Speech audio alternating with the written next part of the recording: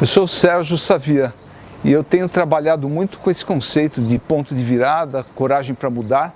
E hoje eu queria falar um pouco da minha vida, contar um pouco da minha história, de como que eu cheguei nisso, de falar sobre mudança de vida.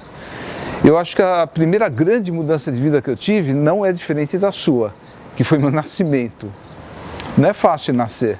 Você está lá quentinho na barriga da sua mãe, está tudo certo, não precisa fazer nada, você não precisa se alimentar, não precisa respirar, está tudo de bom.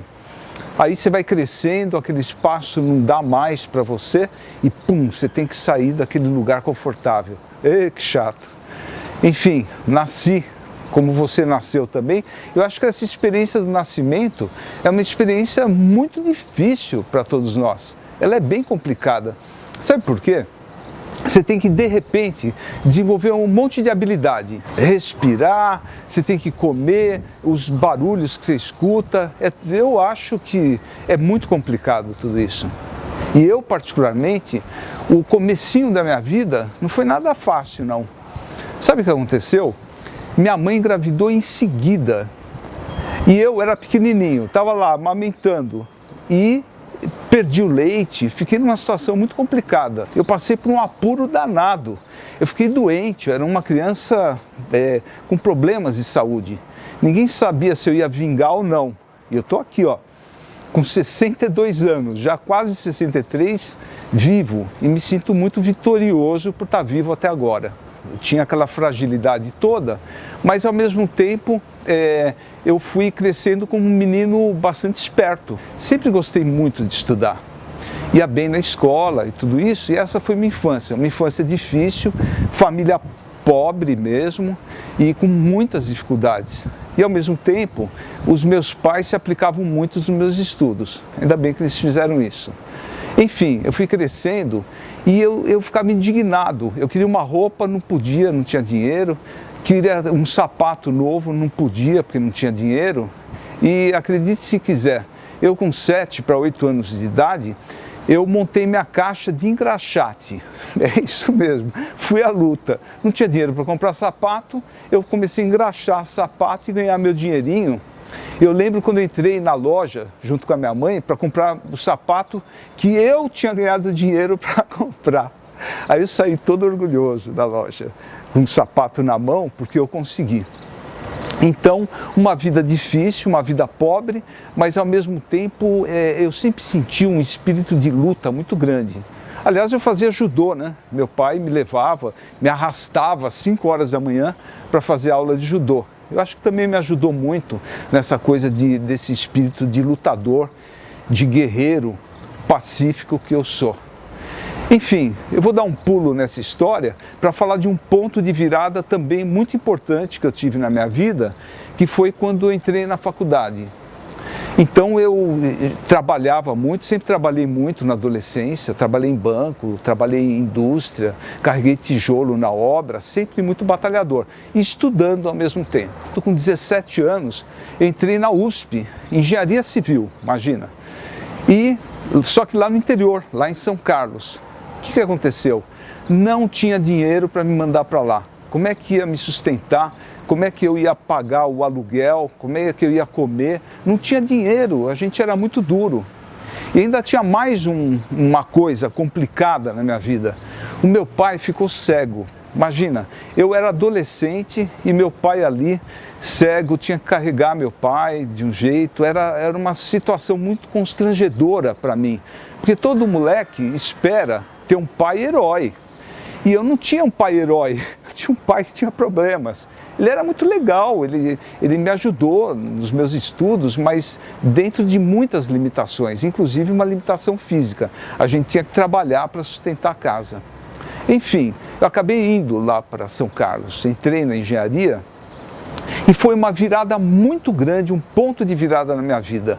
Porque estando lá na faculdade, eu tive que desenvolver novas habilidades. Eu acho que o que determina o ponto de virada, esse conceito que eu estou falando muito sobre ele, é exatamente isso.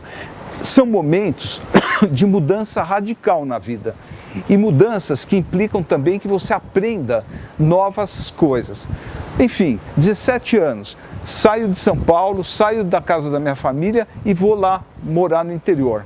Aí foi legal, porque morar em república, muita gente, de tudo quanto é lugar, de várias cidades, vários países, e essa foi uma experiência incrível. Saí daquele ponto de vista só da minha família, aquele ponto de vista bairrista, muito particular, e já deu uma universalidade na minha vida, quer dizer, eu já fui para um ponto de vista muito mais amplo. Isso foi bem legal, ter estudado lá em São Carlos, eu acho que foi um ponto de virada bem grande na minha vida, que me ampliou bastante. Problema. E a vida sempre tem problemas, né? Não dá para imaginar a vida se você não tiver problemas, mas problemas que podem ser resolvidos. E o problema ali é que eu não gostava muito da engenharia, eu não me sentia motivado pela engenharia. Então eu entrei numa boa faculdade, uma boa universidade, mas eu tinha lá dentro de mim que eu tinha feito uma opção errada. Então lá dentro da engenharia, eu me dedicava, sabe o quê? Ao centro cultural, eu levava filmes para o pessoal ver, mobilizava culturalmente as pessoas e já comecei a escrever uns primeiros roteiros. E aí sim, eu gostava muito do que eu estava fazendo. Escrever roteiro, trabalhar com cinema, trabalhar com programação cultural, isso sim era legal. Com 20 anos, eu conheci uma moça que era psicóloga. Aí eu achei mó barato, eu falei assim, eu vivia naquele meio da engenharia, todo mundo mais exato, e foi muito legal conhecer essa moça, que ela era psicóloga, e ela me falava de Jung, de Freud, então também foi muito legal, né, porque eu falava, que legal esse papo, né.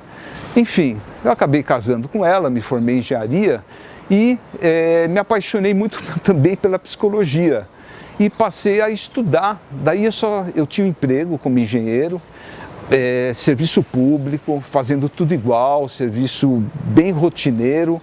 Então essa parte era ruim. A parte boa é que me dava espaço para estudar. Eu engolia livros de psicologia, livros de filosofia, e essa parte eu achava muito legal. Com muita terapia, porque ela era psicóloga, uma hora ela falou, vai fazer terapia. E eu fui fazer a terapia. Com muita terapia, comecei cedo nessa história de autoconhecimento. Eu estou com 62 agora, quer dizer, com 22 eu já fui buscar uma terapia. Eu já entendi a necessidade de me conhecer melhor.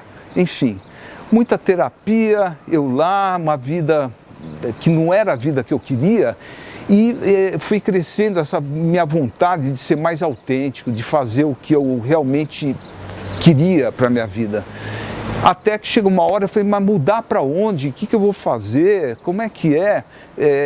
E nisso eu fiz uma grande mudança, que foi sair da engenharia e começar a me trabalhar em práticas de meditação, expressão corporal. E, eu me sentia muito bem. Me sentia muito bem nessas aulas que eu fazia, aula de massagem, aula de terapia corporal, era muito legal. Até que chegou uma hora que eu fui criando coragem. Fui criando coragem. A sensação que eu tinha é que em cima de onde eu estava, é como se estivesse em cima de uma pedra que estava esquentando o meu pé. Eu não aguentava mais aquela vida rotineira. Eu sentia que eu ia morrer naquela coisa, naquela história, ia morrer de tédio, essa é a verdade. Ia morrer de frustração, essa que é a verdade. Aí resolvi mudar. Fiz um pezinho de meia lá, nos 5 anos que eu fiquei na engenharia, e dei o salto. Acho que foi um dos belos e grandes saltos que eu dei na minha vida. Foi um ponto de virada muito legal. E aí eu larguei a engenharia e fiquei só me dedicando a esses estudos, né? Nessa época eu conheci um cara que foi uma grande influência na minha vida, que é o Osho. Vou até colocar aqui o Mala, esse foi meu grande mestre. Eu comecei a ler as teorias do Osho, comecei a praticar as técnicas de meditação do Osho e começou a abrir o meu horizonte de uma forma que eu nunca havia imaginado. É como se eu tivesse ganhado um pai muito grande, um pai que me ampliava grandemente meus horizontes mentais do meu próprio ser. E praticando essas técnicas todas, eu me tornei discípulo do Osho, acabei indo para a Índia, e aí começou um novo momento da minha vida, de muito comprometimento comigo mesmo, com a minha unicidade, com o meu jeito único de ser. E aí eu comecei a trabalhar como no começo, como massagista, com técnicas corporais, passando por muitas terapias, agora já mais ampliadas, além da psicologia, técnicas já mais fortes, né, mais impactantes, técnicas de autoconhecimento. Inclusive eu passei por uma terapia forte que chama grito primal, imagina. Esse grito primal, eu soube que o John Lennon e a Yoko, na época, tinham passado por essa terapia. É uma terapia forte, você fica 21 dias trancado num cubículo, sem falar com ninguém, sem direito à televisão, rádio, nada, você com você mesmo, e 1 hora por dia de terapia, 1h30 por dia de terapia. Cara, foi muito forte, foi um contato com as minhas entranhas.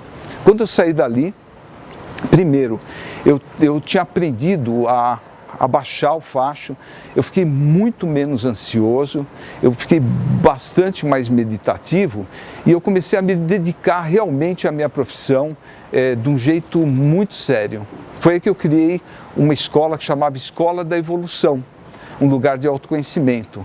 Eu aluguei um espaço no Alto de Pinheiros e eu reuni ali muitos profissionais, assim, na área da psicologia, da medicina, da acupuntura, da astrologia, um trabalho multidisciplinar. E eu comecei a convidar alguns autores que eu lia, que eu gostava muito, que eram estrangeiros, autores muito legais nessa área do autoconhecimento. E eles começaram a vir, suíços, alemães, de outros países, para dar palestras e cursos nesse meu espaço, que chamava Escola da Evolução. Enfim, eles observaram o que eu estava fazendo e acabaram me convidando para ir visitar os países deles. E eu comecei a viajar, outra grande mudança na minha vida. E eu passei a ser um palestrante em vários países. Comecei pela Argentina, fui lá falando portunhol e as coisas foram bem, né? Para minha surpresa, porque não é fácil você dar uma palestra numa língua que não é a sua. Depois eu fui para a Suíça, fui para a Alemanha e assim, fui com muito medo, eu te falo. Quando eu peguei o avião para ir para a Suíça e a Alemanha, para dar uma palestra numa língua que eu não conhecia, eu ia falar inglês, eu falei, eu não vou conseguir, não vai dar. O meu medo me dizia que não, mas eu fui. Daí a importância de você deixar o medo te seguir e não deixar o medo ir na frente da sua vida. Fui. Quando eu vi, eu estava lá e no final deu muito certo. Eu fui muito bem na Alemanha, fui muito bem na Suíça. Quando eu voltei, eu fiz muitos outros países e foi crescendo em mim esse desejo, essa vontade de falar para as pessoas que é possível mudar, que precisa ter coragem para mudar, que vale a pena mudar, para a gente se sentir mais pleno, mais realizado. Só que chega uma hora, depois de tanto viajar, eu fiquei com vontade de assentar mais aqui no Brasil. E daí também eu visitava muito uma cidadezinha chamada Joanópolis. Até agora eu tenho muito vínculo com essa cidadezinha. E eu encontrei uma terra lá maravilhosa, uma terra com muitas cachoeiras, piscinas naturais. E eu olhei para aquela terra e eu falei, é aqui que eu quero me instalar. Eu quero esse lugar, eu quero construir um lugar para receber as pessoas, para promover programas de autoconhecimento, programas de mudança de vida, enfim. Deus me abençoou e eu fiz uma proposta para o proprietário da época e eu consegui comprar essa terra. Imagina que maravilha! Cachoeiras, piscinas, um lugar paradisíaco. Enfim, comprei a terra. Eu acho que Deus me abençoa muito. Tudo que eu imagino, acho que eu imagino muito forte essa questão e eu acabo sendo também apoiado pela existência, por Deus. Enfim, comprei a terra, também não tinha dinheiro para construir. Aí foi, pouco a pouco, fui crescendo na minha profissão, já saía, meu trabalho já saía em notícias de jornal, como um brasileiro que estava fazendo muito sucesso no exterior. Enfim, eu consegui uma sociedade e com essa sociedade eu consegui efetivar a construção do hotel. Esse hotel é muito lindo, é o Hotel Ponto de Luz. Então, até hoje ele existe e é um hotel muito bonito, com terapias holísticas e com trabalhos. É um spa espiritual muito, muito, muito lindo mesmo. Imagina construir um hotel daquele tamanho, realizando um sonho meu, um sonho de tanta gente que foi trabalhar naquele hotel. E tem outra, tudo que eu fui fazendo na vida, eu via o meu desejo. Mas fazia parte, sempre fez, até hoje, faz parte do meu desejo, que não é só eu que tenho que ganhar com a coisa, tem que ganhar eu e quem está em minha volta, e de preferência muita gente tem que ganhar com os meus projetos. Aí eu já estava entendendo e também eu fui me entendendo melhor que eu era um canal para impulsionar novos projetos. E isso me dá um prazer enorme. Eu já participei da vida de muita gente, impulsionando a vida das pessoas. E eu tenho um prazer muito grande em ver a pessoa saindo do lugar e indo de acordo com a própria alma da pessoa. Isso é o grande prazer da minha vida. Enfim, construir hotel maravilhoso, uma equipe maravilhosa, num lugar paradisíaco. Mas aí eu comecei a escutar um outro chamado lá do fundo da minha alma. Você vê que minha alma é muito inquieta, né? Então minha alma começou a me dizer que tinha mais outras coisas para fazer, que aquilo não era o ponto final. Que trabalho é você obedecer sua própria alma, você ter que sair do lugar. E para mim é radical, sabe? Dá a impressão que se eu não der voz para minha alma, eu morro. Para mim é radical, eu preciso dar voz para minha alma. Enfim, naquele momento minha alma me dizia muito fortemente que eu tinha que me tornar um escritor. Porque desde pequeno eu tinha essa habilidade. Desde a escola primária as professoras me elogiavam. No próprio vestibular, as minhas notas de redação sempre foram bastante elevadas. Quer dizer, eu sempre soube me comunicar. Fazendo um parênteses, quando eu era pequenininho, na escola primária, eu mal sabia ler e a gente ia receber a Madre Superiora, que vinha lá de Roma. Eu estudava numa escola católica. Aí eles tinham que escolher um menino para recitar uma poesia e entregar flores para a mulher, que era muito importante. Aí eles foram de sala em sala tentando selecionar quem era o menino que ia falar. E quando entraram na minha sala, falou: quem quer falar? Quem quer recitar a poesia? E eu não hesitei, eu devia ter 5, 6 anos de idade, eu levantei a mão. Eu falei: eu! E foi a primeira experiência que eu tive de falar em público. Eram 3.000 pessoas, imagina isso. Eu lembro que eu tive na véspera, eu fiquei decorando a poesia. Muito engraçado isso. Na véspera, eu tive uma desinteria, eu estava com tanto medo de fazer aquilo que eu ia fazer, mas eu fui, além do medo. Você vê que a fórmula é você não se deixar ser dominado pelo medo. E eu fui, recitei a poesia, foi a primeira vez que eu falei em público. E parece que eu gostei, né? Porque eu estou até hoje falando em público, não paro de falar. Mas enfim, eu fui entendendo que essa era uma habilidade minha. Falar, escrever, eu tinha vontade, eu já estava fazendo um tanto de televisão, fazia algumas aparições, e eu sentia que eu precisava me desenvolver mais nisso. E o hotel estava ali, já estava bem encaminhado, as pessoas que estavam ali, elas já estavam prontas para dar continuidade àquele projeto, e foi isso que eu fiz. Eu entreguei o projeto Ponto de Luz para minha sócia, e ela até hoje administra muito bem o lugar, né? O Hotel Spa Ponto de Luz. E eu, na época, o que eu fiz? Eu fui para a Califórnia. Então eu falei assim, bom, eu vou morar na Califórnia, aquela musiquinha do Lulu Santos, eu levei a sério. Eu falei, eu vou morar na Califórnia, eu tinha vontade de morar, e para lá eu fui. Chegando lá, encontrei muitos escritores, writers lá de Hollywood, e eu comecei a frequentar a casa de todos eles. Cara, cheguei lá nos Estados Unidos com uma mão na frente e outra atrás, ninguém me conhecia, e em poucos meses eu já estava frequentando esses lugares dos escritores, dos roteiros, né? Você vê, aí já linka com uma coisa que eu queria fazer desde a época da faculdade, que era escrever de roteiro, gostava de cinema, enfim. Fiquei lá na Califórnia quase um ano e me aprofundando, e lá eu vi que comecei a escrever muitas crônicas. Quando eu voltei para São Paulo, eu tinha um calhamaço de crônicas, eu nem usava muito computador naquela época. Cheguei aqui, eu cheguei tão fortalecido que o Jô Soares soube do trabalho que eu estava desenvolvendo e eu já estava muito focado nesse trabalho com relacionamentos. Eu entendi, estando nos Estados Unidos, que eu deveria trabalhar os relacionamentos. Porque relacionamento é uma coisa muito importante na nossa vida. Se você não resolver os seus relacionamentos, você não vai para frente, nem profissionalmente, nem pessoalmente. Então é fundamental você resolver isso. E comecei a falar sobre essa questão, sobre paquera, sexualidade, até que o Jô Soares me descobriu e me levou para o programa dele. E foi um marco muito grande, outro ponto de virada.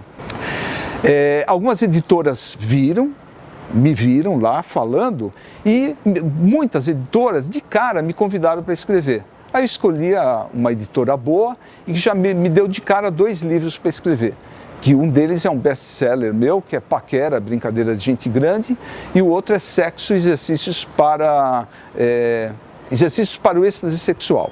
Enfim, assim que eu lancei esses 2 livros, não parou, foi muita mídia, muita gente querendo falar comigo, eu me comunicando, fui até fazer uma especialização no Senac para poder falar melhor. Então fui para o Senac e me formei como locutor e radialista. E foi legal ter me aprimorado, desenvolvido essa nova habilidade de falar. Então, melhorar um pouco a dicção minha, que não é muito boa, mas eu tinha que melhorar isso. Enfim, me tornei escritor e fui escrevendo um livro atrás do outro. Fiquei nisso muitos anos. Eu escrevi 14 livros em seguida, sempre falando de, por um lado, mudança e, por outro lado, relacionamento. Mudança, relacionamento. Fiquei nisso um bom tempo, mais de 10 anos, escrevendo.